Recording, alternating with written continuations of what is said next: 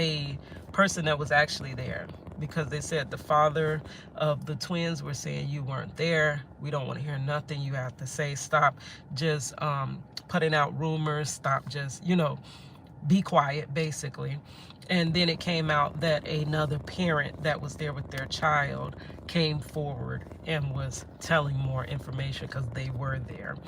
And they alleged that the twins were the aggressors. And immediately hearing that, now I don't look through things, I know I always, okay, perfect.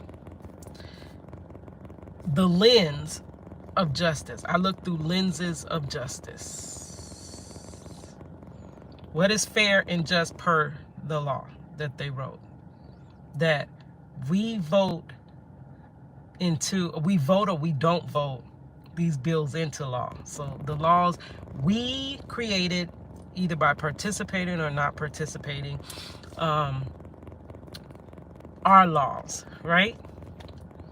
I look by the law. But you have to add a filter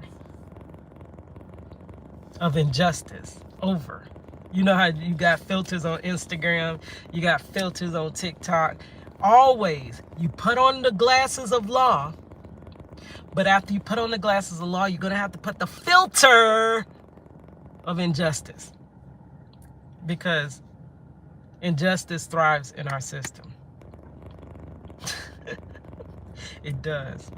So when we put on the filter of injustice, what you see is that how I like to check, you know, back in elementary, how you would check equation, you would kind of flip the factors, and if it equaled to like A and B, what's A plus B equals C, right? So now if you take C and then bring it over and then you equate it that way, you should come up to the equation equaling A, right? So let's flip the factors.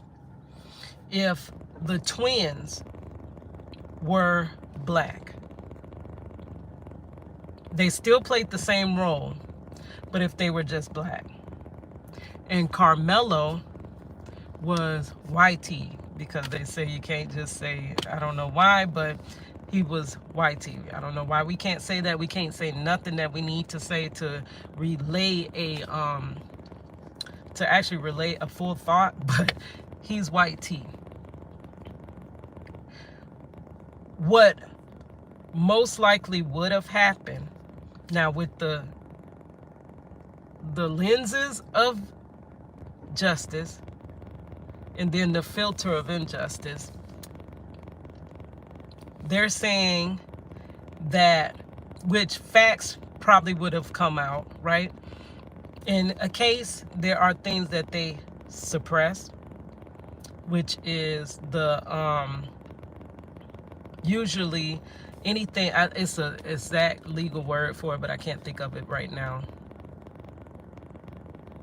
Exculpatory evidence. They usually suppress that for the defendant.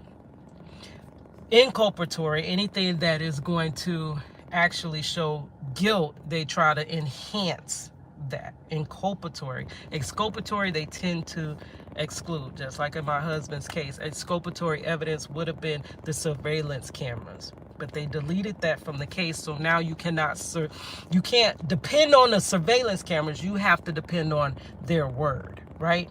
So once you take out evidence, now we can supplement with this evidence that will give us the verdict that we truly desire in your case, right? Not really give us truth. Which verdict is truth? Okay, so this is how that lens of injustice, filter of injustice goes over the lens of justice.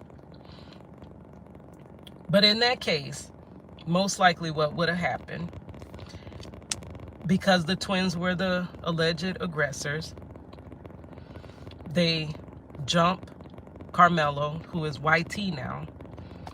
Twins are black.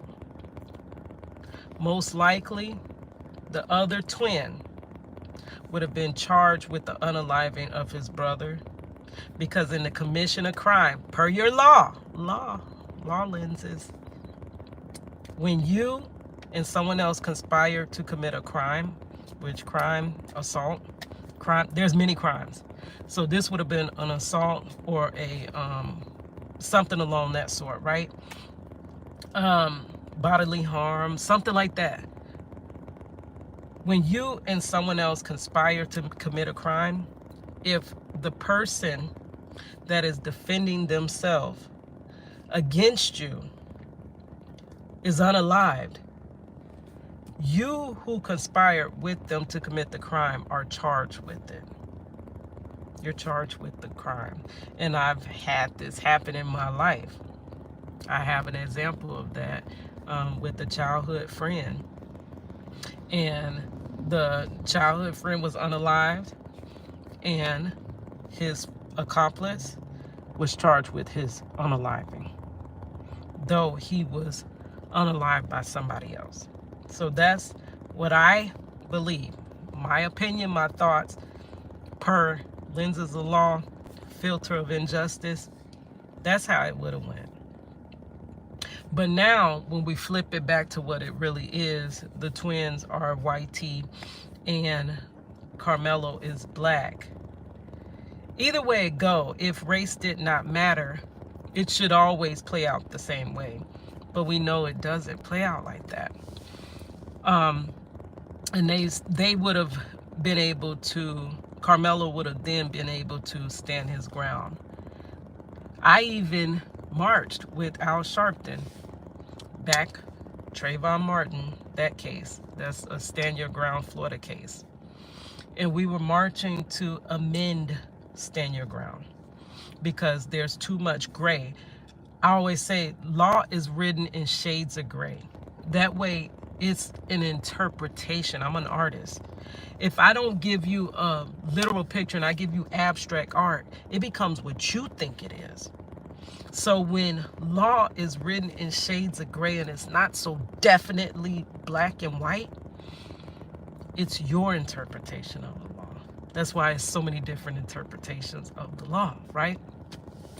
So I believe it would have played out different, which is sad. That means it's not just if it doesn't play out the same, no matter how you switch the factors, it always should equal the same thing, but it doesn't. So that, and then when they're talking about because there's a black judge, which is not often that you get a black judge. Is that a saving grace that Karmelo Anthony got a black judge? And they set his bond to $1 million, I believe. And then she lowered it. Okay. The judge could be looking. Now, sometimes they do, sometimes they don't, but they are expected to give justice. So just because the judge is black and the defendant is black does not mean I should be harder on you, because people, if I give you true justice, people are going to think I'm only doing it because you're black. No, if it's just, it's just. If that's per your laws that y'all helped form these bills into laws, or you did it by sitting it out, form it into laws, it's your laws. If she's enforcing your laws, just like our state attorney, where she was helping people get out of their wrongful convictions, and because she was doing that and she was doing the right thing per law, and it was another instance that I really think is the one that booted her out of the state attorney seat. They said she was just letting criminals go. No, she's going by the law that y'all created. And like she said, if you want a different outcome, you have to change the law. You got to change the law. It's the law. I'm going by the law.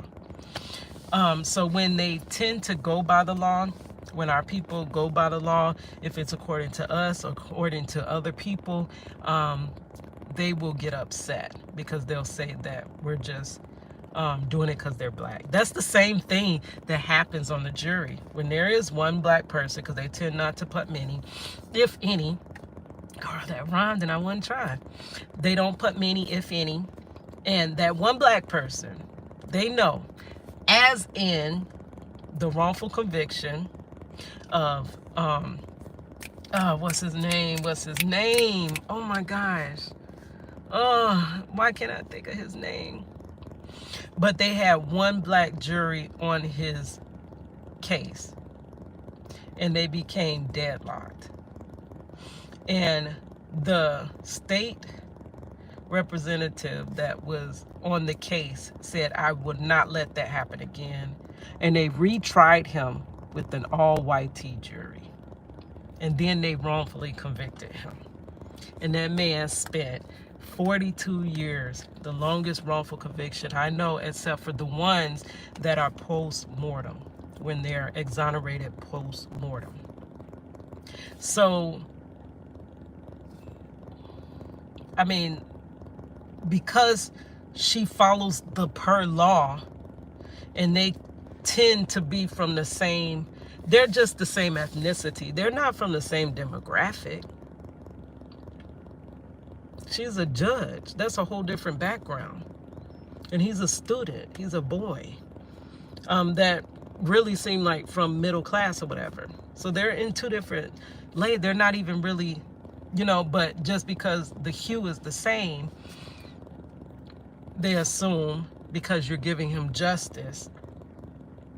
So what happened to him standing his ground? Karmelo Anthony, was he able to stand his ground?